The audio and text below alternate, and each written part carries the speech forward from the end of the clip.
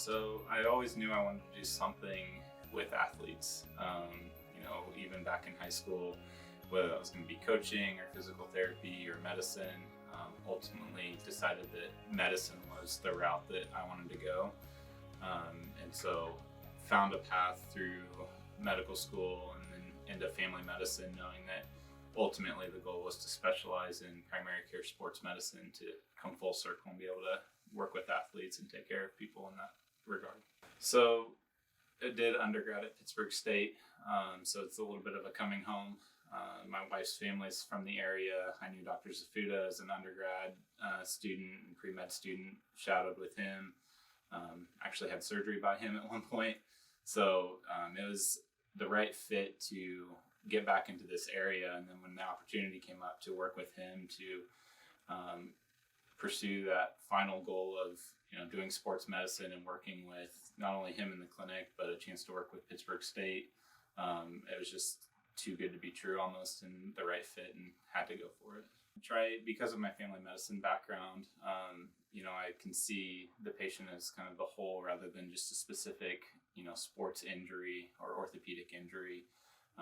Taking all aspects of who they are as the person and what contributes to causing injuries, as well as how we can prevent them, and help them recover on the back end. So that comprehensive care and looking at them as the whole person and not just a specific injury, I think that bodes well for both patient relationships, but also how well patients do in the process of getting over an injury. The more that we can address the person as a whole, we can find out, kind of the chinks in the armor that break down that lead to specific injuries. And so if we can address all of those issues, then that foundation's there. So as we recover, we're not just fixing one injury, we're fixing kind of what led to that injury, so that hopefully that we're preventing future injuries from happening. It's a unique kind of look at it, both as an athlete and then as an athlete who was injured along the way. You get a chance to kind of put yourself on the other side of, all right, what's this person going through? How hard is this recovery? What are some of the challenges that you're going to face along the way? And so when you can put yourself in those shoes, and kind of see from their eyes what it's going to take to get back, then you can kind of relate to the person, make it feel more unique in an aspect of like, hey, this person has been through this, I trust them. And I think it really helps build those relationships. I think it's a great, maybe a continuation of a mentorship is the best way to put it.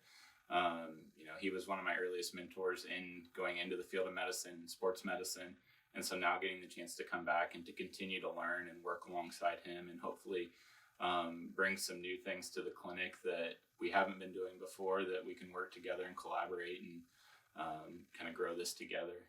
Primary care sports medicine is all ages. So, pediatrics are a big population that tend to, have fractures and, growth pains and all sorts of stuff that happen as they're coming up playing sports. And then that continues through high school, collegiate athletes, and then through adults. So anybody that's remained active is going to be prone to any kind of, tendinous injuries, fractures, chronic overuse things. So people who remain active throughout life, and then as we age, there's obviously plenty of orthopedic needs that come about over time. And so really it's a pediatric to really no cap on the age of patients that I could see. Those people who, like I was saying, that remain active over time, that we all go through stages where we're doing certain things or we're trying to ramp up and we have goals, and as we work towards those, sometimes we have setbacks. And so being there for those people in those moments to help them achieve their goals and move forward and do that.